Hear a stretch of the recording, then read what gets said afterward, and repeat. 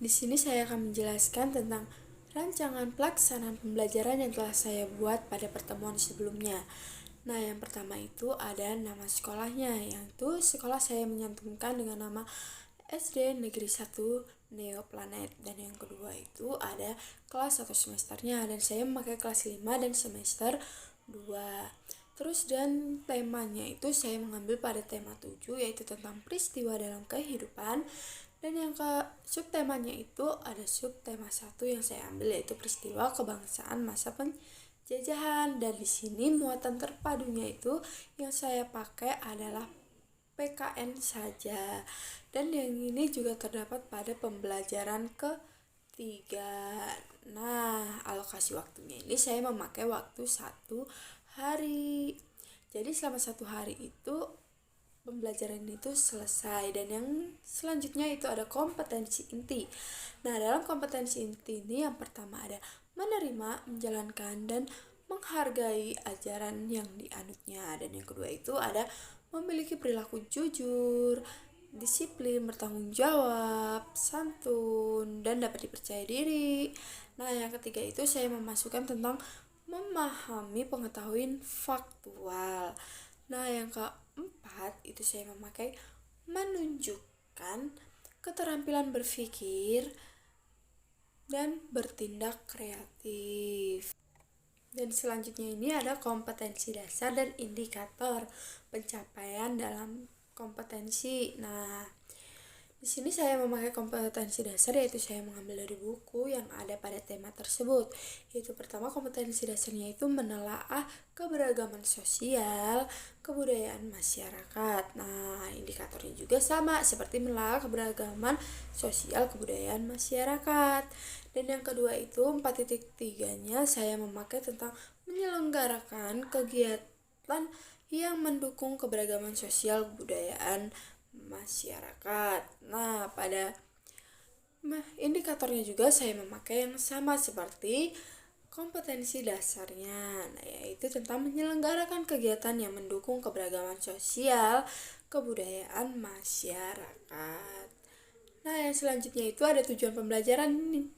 Tujuan pembelajaran di sini saya memakai 3 poin. Yang pertama itu dengan membaca, siswa dapat menjelaskan keberagaman sosial budaya masyarakat dengan benar. Dan yang kedua itu dengan membaca, siswa dapat mengetahui suku dan ras yang ada di Indonesia. Dan yang ketiga itu dengan menulis nih. Dengan menulis itu siswa dapat mengidentifikasi berbagai keberagaman suku yang ada di Indonesia secara tepat. Nah, yang selanjutnya setelah kita menentukan tujuan dalam pembelajaran, kita materi pembelajarannya. Nah, materinya itu dalam teks itu yaitu menjelaskan keberagaman sosial budaya masyarakat. Nah, yang kedua itu ada menjalankan faktor penyebab keberagaman bangsa Indonesia. Dan yang ketiga ini berbagai keberagaman suku yang ada di Indonesia. Nah, setelah kita mencari materi pembelajarannya ini, kita masukkan metode pembelajarannya. Nah, di sini saya pendekatan pembelajaran ini memakai scientific. Nah, itu metode pembelajarannya saya memasuki tentang simulasi, percobaan, diskusi, tanya jawab, penugasan, dan ceramah. Nah, yang ini selanjutnya itu ada media atau alat, bahan, dan sumber belajarnya. Di sini saya memakai media dan alatnya itu teks bacaan atau buku tema. Terus bahannya itu saya tidak memakai bahan sama sekali, dan sumber belajarnya itu saya ambil dari buku tema dan buku guru pada kelas 5, tema 7. Langkah-langkah dalam kegiatan pembelajaran adalah selanjutnya yang saya buat nih. Nah, langkah-langkahnya itu ada 3, pendahuluan, kegiatan inti, dan penutup. Pendahuluan ini seperti kita menjabarkan tentang guru yang awal masuk ke kelas, mengucapkan salam, dan memimpin doa serta mengabsensi siswa. Itu yang pertama yang dilakukan guru waktu mengajar pertama kali masuk. Dan yang kedua itu kelas dilanjutkan dengan berdoa. Nah, setelah berdoa itu dipimpin oleh ketua kelas dulu. Nah, boleh juga kalau tidak ada ketua kelas boleh juga perwakilan atau guru itu sendiri yang memimpin. Nah, selanjutnya setelah kita berdoa, siswa diajak untuk menyanyikan lagu Indonesia Raya. Sebelum kita memulai pembelajaran, kita menyanyikan lagu Indonesia Raya terlebih dahulu.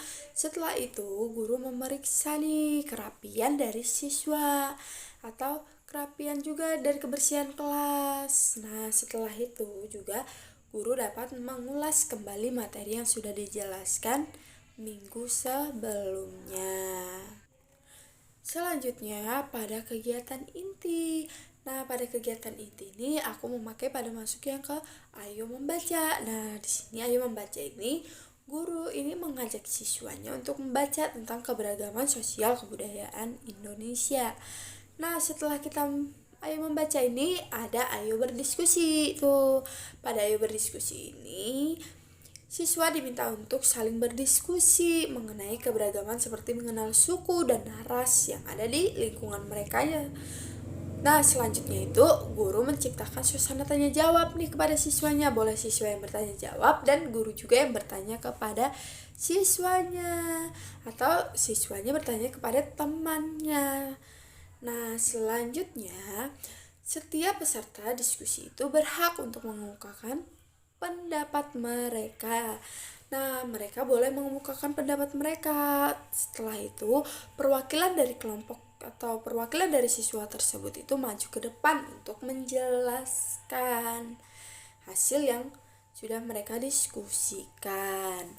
Nah, selanjutnya ini ada yang ketiga itu Ayo Berlatih. Nah, pada Ayo Berlatih ini siswa secara mandiri nih menceritakan mengenai identitas suku bangsanya sendiri dengan cara mengisi balon-balon atau kolom yang ada pada buku siswa tuh. Pada buku siswa itu kan nanti ada kayak balon-balon gitu dan di sana juga ada terdapat pertanyaan gitu. Nah, siswa dapat mengisi buku tersebut.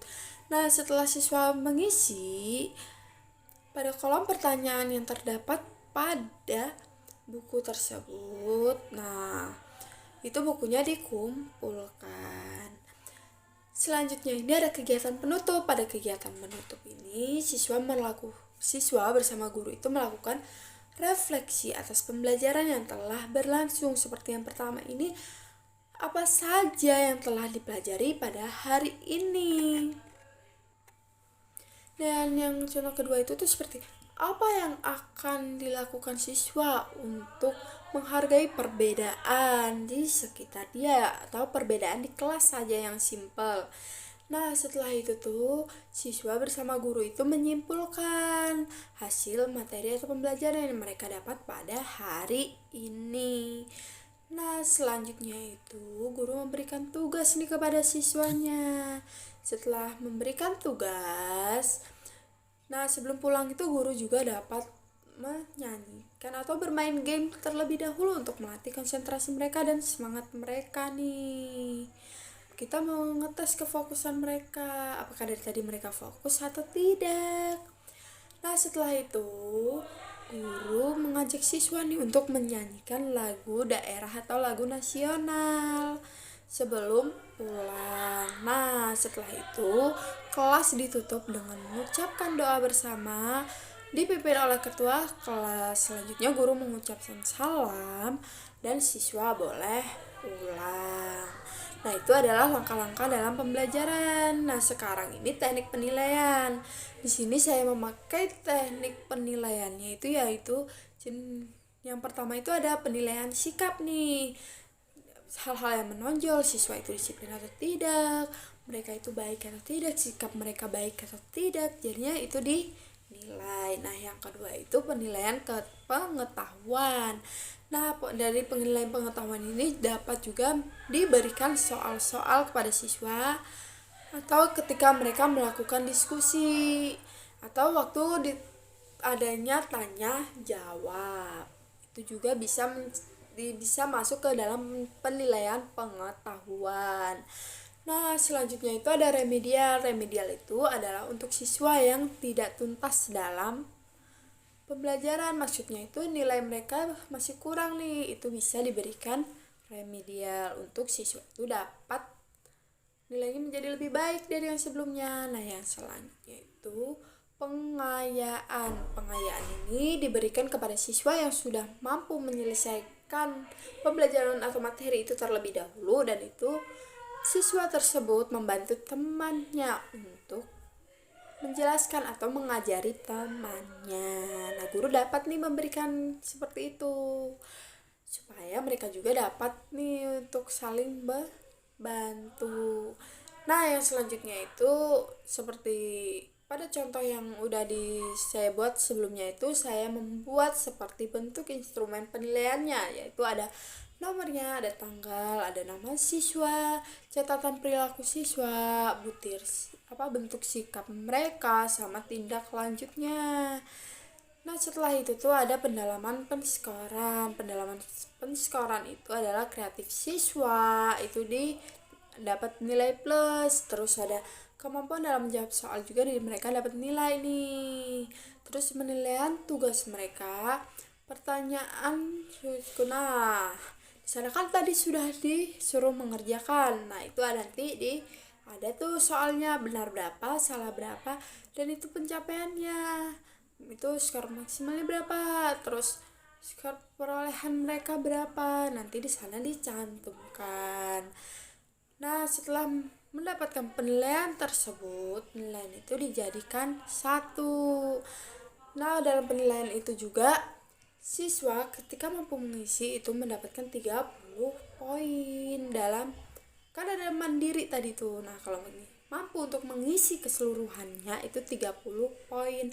Nah, kalau hanya setengahnya saja 50% itu dapat 20 poin, dan kalau tidak mampu mengisi itu di bawah 50%, hanya nama itu, dan itu hanya mendapatkan 10 poin. Nah, setelah itu dalam RPP itu saya memasukkan refleksi guru, jadi itu penilaian tentang guru. Setelah itu baru dikasih kepala sekolah, itu seperti menghormati kepala sekolah, dan yang di sebelahnya itu dikasih guru kelasnya. Nah, begitulah rancangan pembelajaran yang dapat saya sampaikan. Semoga video ini dapat bermanfaat dan kalian dapat mengerti apa yang sudah saya jelaskan dari ini. Nah, di sini juga saya ada nih contohnya. Saya baru mengambil contohnya ini. Rancangan pembelajaran yang telah saya buat seperti ini nih. Nah, di sini tuh ada rancangan pelaksanaan pembelajaran seperti yang saya jelaskan tadi, dan urut-urutannya. Terus nama nih, ada kompetensi inti. Terus saya ada juga seperti ini kompetensinya, indikator, terus tujuan, materinya, metode. Dan ini adalah contoh RPP yang saya buat sampai di tahap terakhir. Ini adalah contoh RPP yang saya buat.